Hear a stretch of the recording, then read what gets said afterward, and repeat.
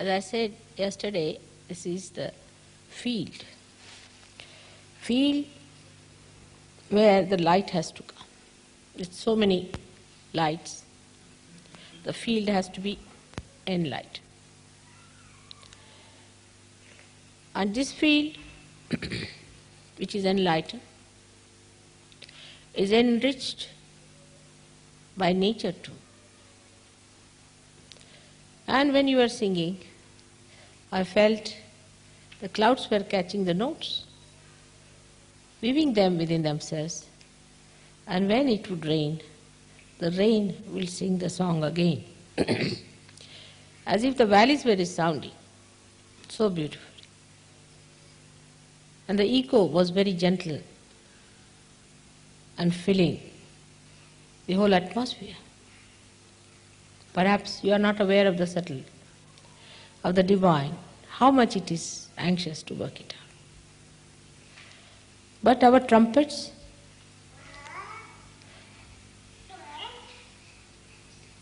and our flutes and our drums have to be all right. There has to be coordination, complete synchronizing. Then the melody is played in a beautiful way. Clouds only carry the purest water, the purest hymns. So when we are spreading the message, we have to understand that it has to come from a pure soul. Purity is very important. I've already talked about chastity part, which is the Mooladhara, which is so important today. You can see it clearly how important it is. But that's not the end of it. That's just the beginning. Just the beginning.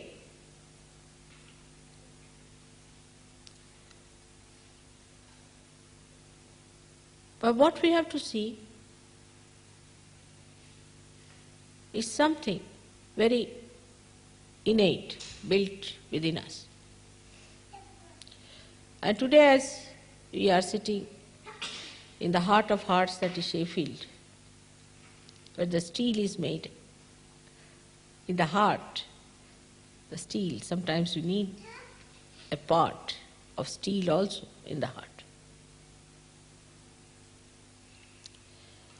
We have to see where are we lacking. What's our basic problem? We should face it. So as English we have to think how our brains work, are used to work, how traditionally we have been brought to problems.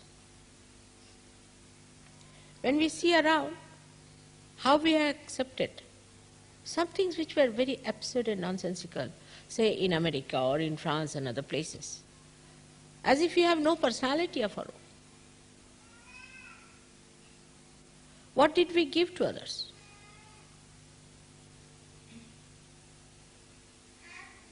What is the impression people carry about the British?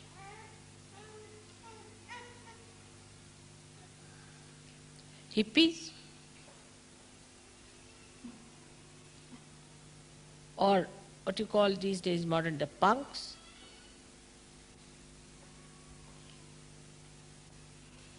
What is it that we have to give?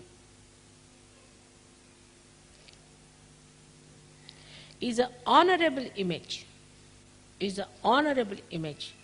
of the British, of the English. We have to be honored. We have to be honorable people. We must keep our honor. And honor cannot come or cannot be expressed if we are people who are cunning. That's very superficial. Anybody can find out if we have that cunning within us. Now it has been a character. Can be very cunning. That's what I discussed this morning. Be careful on that. Be careful. That's the trick of the ego. Don't fall a prey to that. And that then works out in our languages also. Now, English language is a specially honored language now because it is the language of the Sahaja Yoga as well. Of course, we use Hindi, Marathi, and then English. But English is the language in which my speeches are. So it should be honored. We must have a sense of honor that comes by respecting. When you respect yourself, you respect others. If you do not respect yourself, you cannot respect others. But that's what I have discovered, that when people took to anti-culture and all sorts of things, the first thing they did was not to respect anything whatsoever. And yesterday only I discovered that the language which is spoiled has come through this. It's fashionable to speak with a funny accent. And I was copying that the Americans speak like duck, quack, quack, quack. But the English speak like a crow, quack, quack, quack. And we have real English language problem. Just now Nick's wife told me that she can't understand what English speak. I said, same here. I don't understand either. It's a language problem. One gentleman who came from India, very well educated gentleman, did his MA in English. He came back and he said, I had a language problem there. I said, why? He said, they speak all kinds. They divert it every way. And educated people talk like that. I was surprised that it has also come from anti-culture. It's a fashion to speak like that. And I can't follow. That means it is anti-God.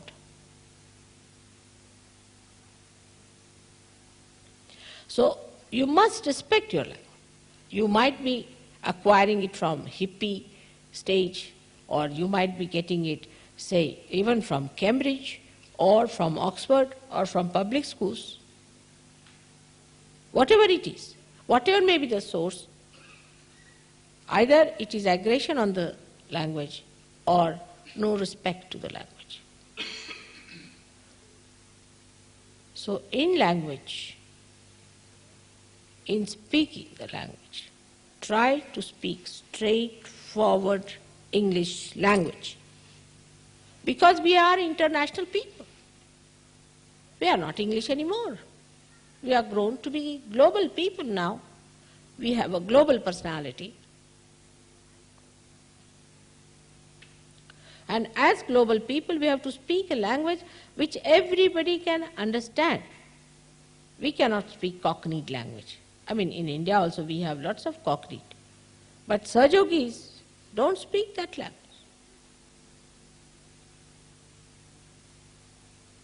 You won't understand that cockneyed language that we speak, even if you are an expert on any Indian language. So first of all, you must show respect of your own language, more than anything else.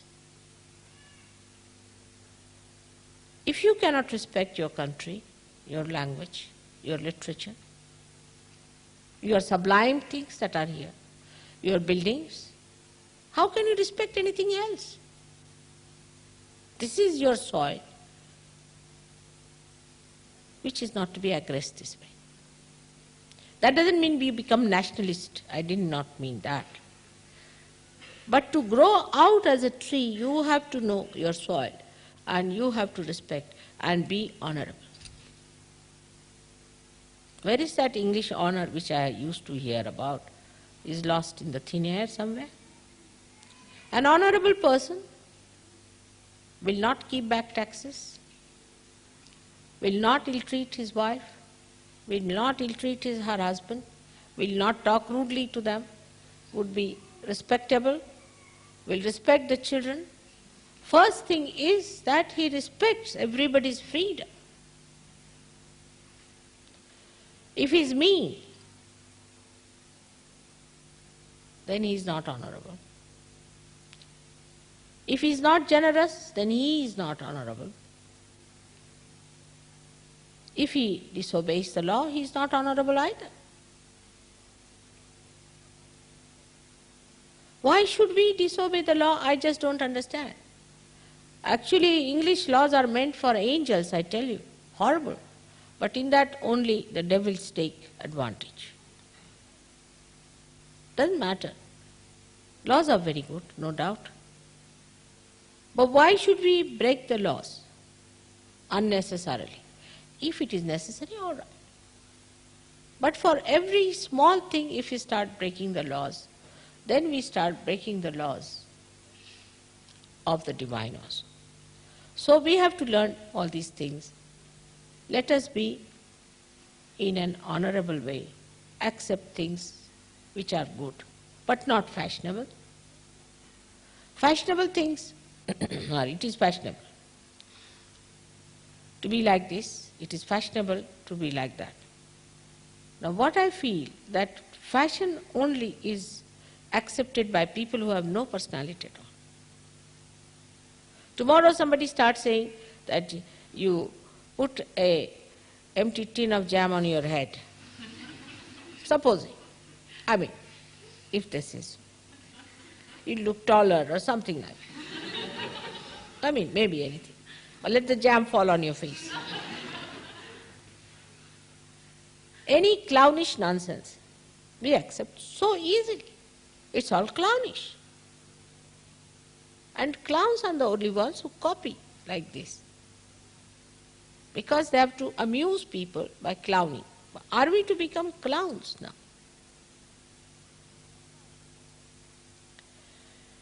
So by this kind of diffidence in our character, that we try to copy others without understanding what they are doing, we are becoming clowns. You can see many like that. So the clownishness is now one of the characters of the British. They really sometimes appear to me like clowns, because they try to copy others, and whenever you try to copy others, you are not the other.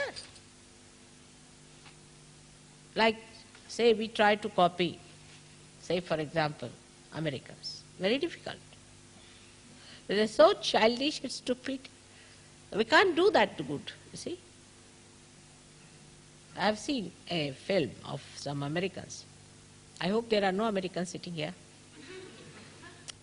Where they had about 100 people, actors and actresses, above 70 or 80 years of age, all shaking, you see. And they all wearing funny dresses, you see, halfway missing, or this way missing, all sorts of things missing, you see, less clothes than normal. And they were doing funny dances, you see, all walking with sticks, and doing shake. They were shaking already. Now for English, they'll have to use their umbrellas, I think.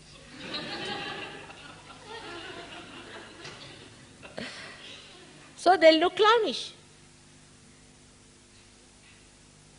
because you don't carry sticks, you carry umbrellas. So trying to do something that is American would be stupid. There's no need to copy them. Even outside, then why inside? When you are a global personality, as in the nature you can see, a mango tree looks like a mango tree. It doesn't try to become like an apple tree, does it? And then that mango, when it is ripe, goes to the whole world. Whatever is the best mango You can find it in Russia, you can find it in America, you can find it all over. That's how it becomes a global personality. But mango remains a mango. It is not an apple. Who is going to import apples from India? In England? That would be stupid. So the personality that you are already, you are a British personality or English personality or an Irish personality or whatever personality you are should be such as presentable to others, to be cherished, to be enjoyed. How is it possible? You have to be excellent, first class, top personality. So this clownishness must be given up. And it has come so much in England that I feel the heart is absolutely oppressed by these stupid things. But there are certain nonsensical things which have come within us which we should give up. As I said, first of all, the cunningness. Then in our language, there should be straightforward expression. No sarcasm. There's no intelligence in sarcasm. Saying something nice to others is a great art. Have we developed that art of saying something nice to others?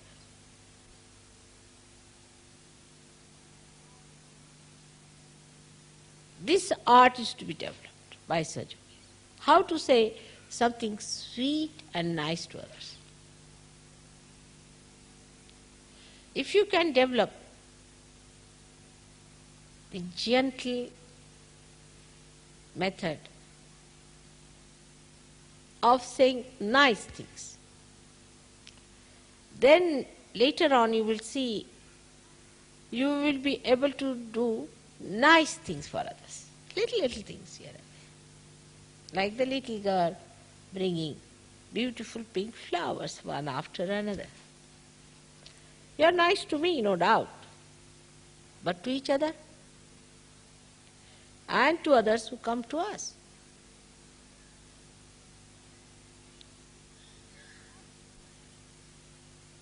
So how to say nice things? What to say? When to say? This we must learn, and so we can establish communication. Self-consciousness, self-opinionatedness can never give you that. I don't care. All right, let him be angry. So what do I care? Very common expression. But if you say to the person, why are you angry? I do care when you are angry.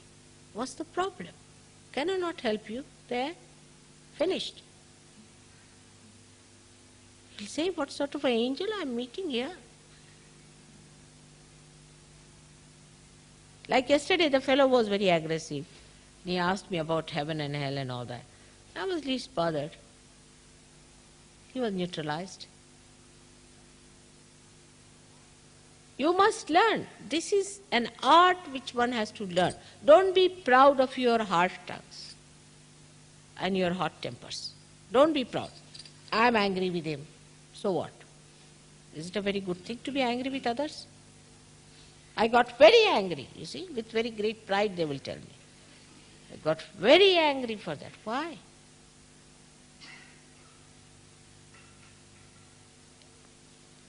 As Christ has said, only one anger is allowed. If somebody says something against your mother, that is not going to tolerate. But that too controlled. Yesterday many were angry, but it was all right. I know how to manage things.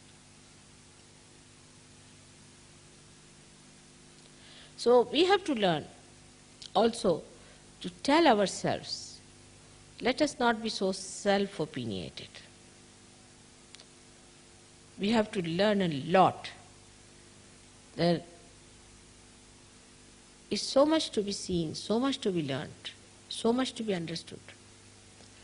Outside us. like British, are absolutely insular by temperament. Another matching with them are Japanese. Equal type. Japanese also don't talk much, but don't absorb anything whatsoever. You can imagine 300 years English were in India. They learnt nothing. Can you imagine? Can you believe it? 300 years, generations. 7, 8 generations they were in India. While here when the Indians come, they too have no personality. They pick up your dresses, they pick up your language, they pick up everything. They talk with the same slang, and 100 times they'll say dirty words in it. And they'll say yes man, no man, what man, to a woman also. Unisex.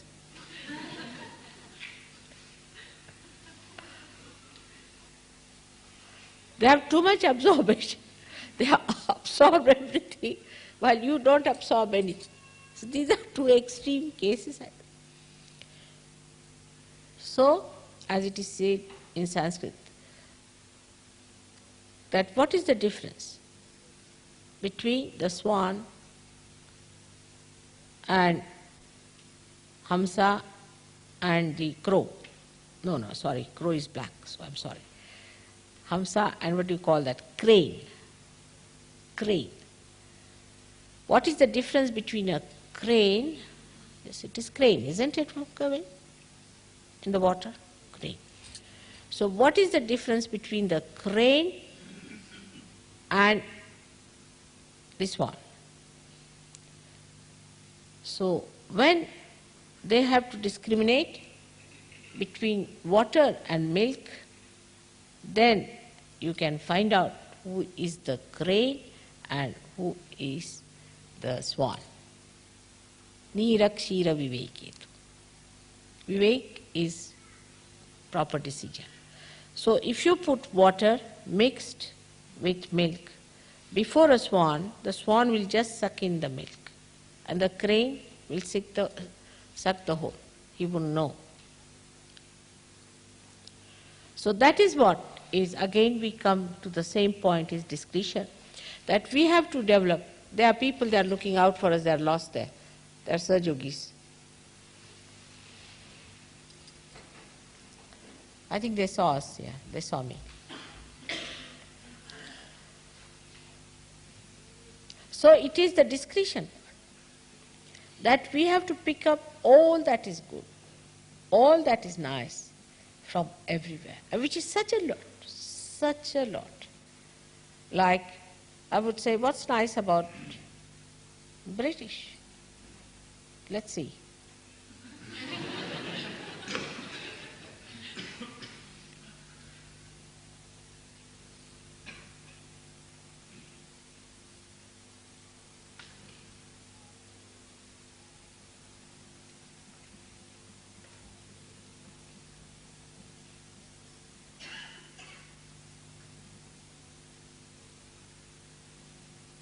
Can you tell me? Who is going to tell me that?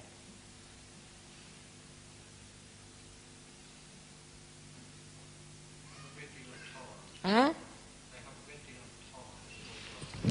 What did he say? Tolerance. No, not at all.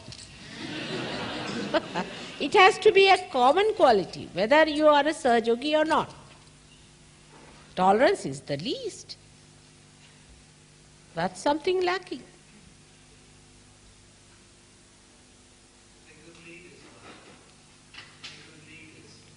They can? You think so?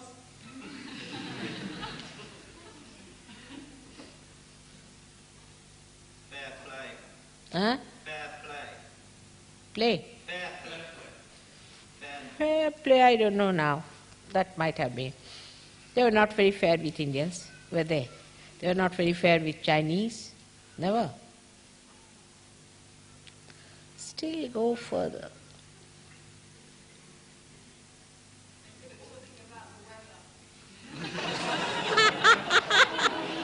That would be bad weather.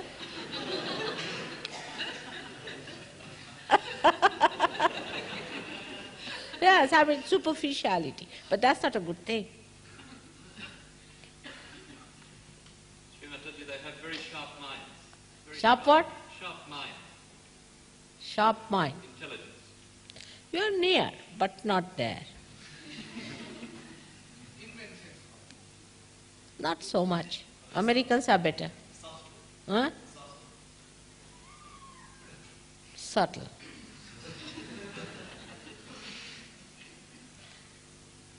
I wouldn't say that.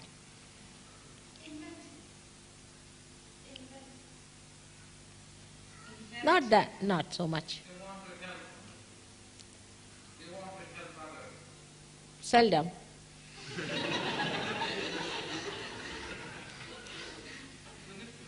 Huh? That's bad. Huh? Loyal? They create disloyalties, problems. They make people fight.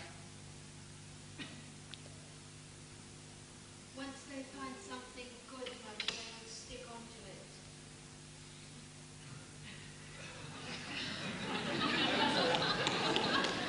it. I wish they could. I wish they could, but the way they disappeared. Every time we had programs after that, what I find, everything disappeared. Sticking on quality is missing. Now, it's all right. Everybody said, I wish you had all those qualities. You could. Why not? So all the qualities that are desired have been expressed. But what really are? Should I tell you? Scholarship. Scholarship. Sahaja Yoga, read everything. Sahaja Yoga means Kundalini, this, that, go to the library, find out everything. Just know it. Scholarship. That's their quality. And this has to spread all over. You agree there? The scholarship in Sahaja Yoga has to spread all over the world.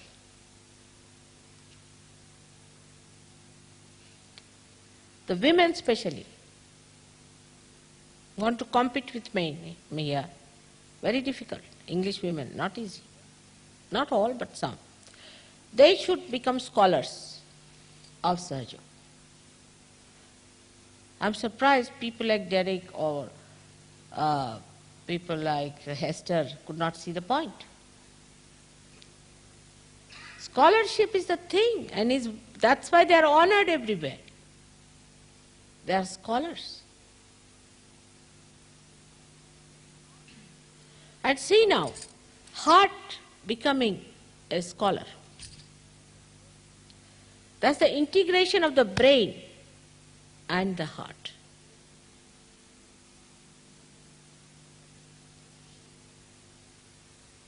We have so many scholars of Sahaja Yoga in England. We might get one there and one there, here and there. Like we can say in Switzerland, you've got Gregor or no. Scholarship, how many are there? Yeah.